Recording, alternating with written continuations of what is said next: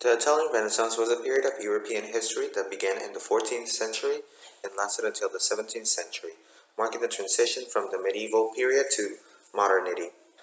The French word Renaissance means rebirth and defines the period as one of the cultural revival and renewed interest in classical antiquity after centuries labeled the Dark Ages by Renaissance humanists, who were inspired by the human arts, therefore their name humanists, and these are philosophy, medicine, literature, and architecture. The European Renaissance began in Tuscany and centered in the city of Florence. Florence, one of the several city-states of the peninsula, rose to economic prominence by providing credit for European monarchs and laying down the groundwork for capitalism and banking.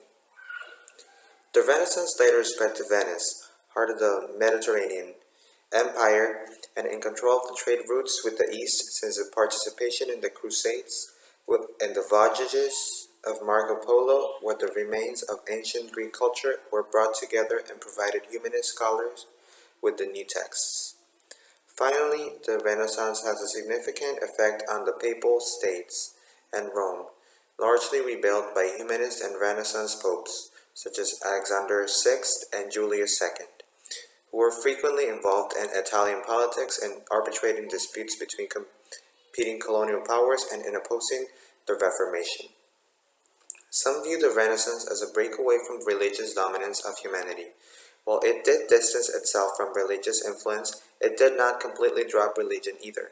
In fact, many great Renaissance paintings and sculptures are church works. Therefore, most of the paintings that the Renaissance period provided were commissioned by or for the Catholic Church, thus the Christian theme. Indeed, the Christian influences seem intertwined with the Renaissance almost as much as science and progress have been entwined in it. Christian work, painted by various Renaissance men, are plenty.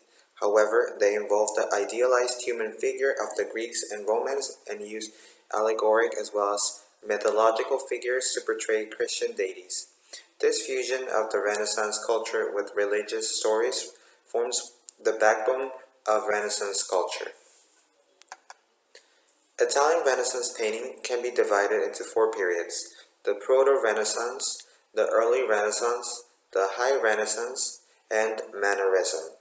These dates are approximations rather than specific points, because the lives of individuals, artists, and their personal styles overlap their different periods. First, we have the Proto-Renaissance, which started in the 14th century until the 15th century. The Last Judgment frequently serves as a recurring theme in Christian paintings and Italian Proto-Renaissance. The Black Death of 1348 caused its survivors to focus on the need to approach death in a state of penitence and absolution. The inevitability of death, the rewards for the penitent, and the penalties of sin were emphasized in a number of frescoes, remarkable for their grim depictions of suffering and the surreal images of the torments of hell. One of the most popular artists of this period was Giotto, which was an Italian painter and architect from Florence during the late Middle Ages. He worked during the Gothic Proto-Renaissance period. Some of his great Christian paintings are the Great Mosaic of Christ walking on the water over the entrance of St. Peter's Basilica in Rome. We also have Lamentation, as well as the Crucifixion of Rimini.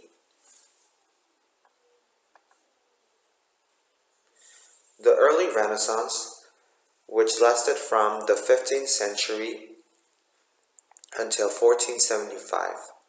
Patrons were popular at this time. These were wealthy people who sponsored artists to finish their work.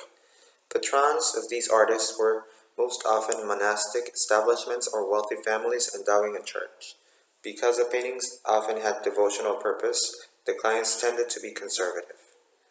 Some of the most popular Italian early Renaissance artists are Masaccio. He was a Florentine artist who is regarded as the first great Italian painter of the Quattrocento period of the Italian Renaissance.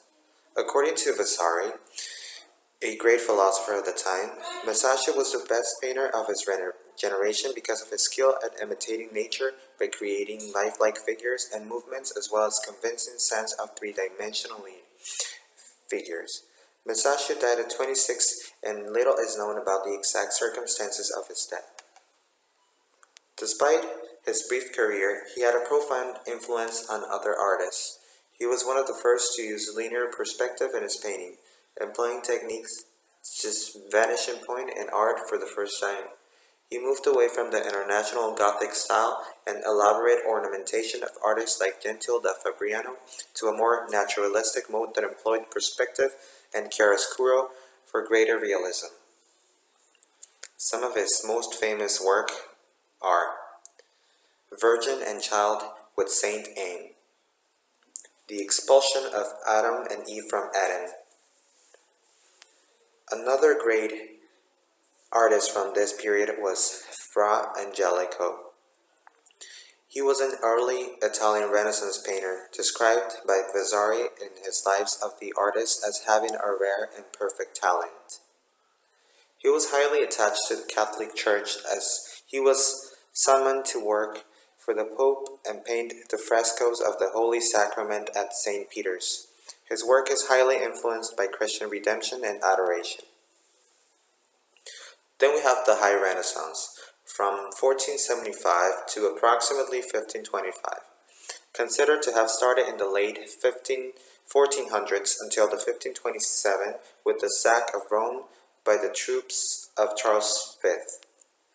In Florence, in the later 15th century, most works of art, even those that were done as decoration for churches, were generally commissioned and paid for by private patrons. Much of the patronage came from the Medici family, or those who were closely associated with or related to them, such as the Sassetti, the Rucellai, and the Tornabuoni.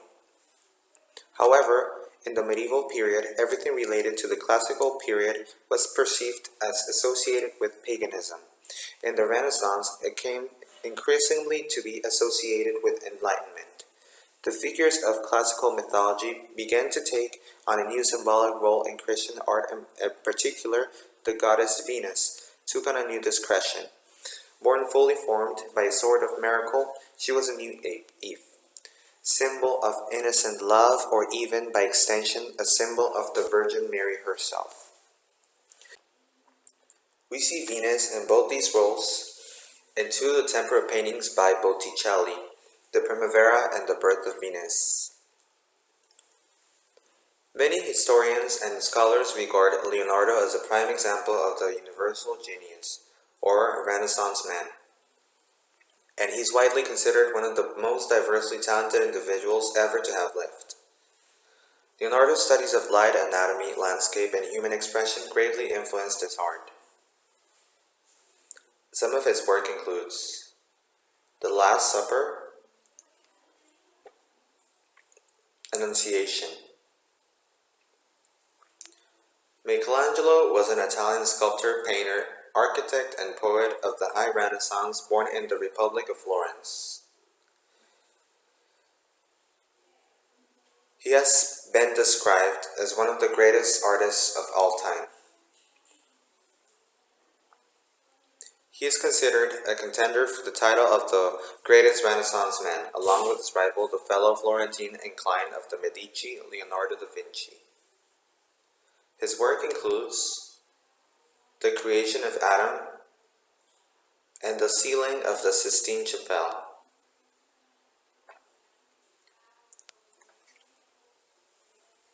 The Mannerist era, also known as Late Renaissance, is a style in European art that emerged in the later years of the Italian High Renaissance, around 1520, and lasted until about the end of the 16th century in Italy, when the Baroque style began to replace it. Mannerism encompasses a variety of approaches influenced by and reacting to the harmonious ideas associated with artists such as Leonardo da Vinci, Raphael, and early Michelangelo. Where High Renaissance art emphasizes proportion, balance, and ideal beauty, Mannerism, however, exaggerates such qualities, often resulting in compositions that are symmetrical or unnaturally elegant. This style is notable for its intellectual sophistication as well as its artificial qualities. It favors compositional tension and instability rather than the balance and clarity of early Renaissance painting. Tintoretto's The Last Supper is a clear example. It highlights the urgency of the Catholic mission to encourage believers to remain in the Church rather than convert into Protestantism. Pablo Veronese's Christ in the House of Levi combines the strict rhythm of the classical architecture with the chaos of activity common in the later Renaissance art. Religion here was not a crucial theme anymore, as more and more artists were exploring into other techniques and themes such as exploration and technology. Furthermore, with the church being less and less powerful, it led to a new era,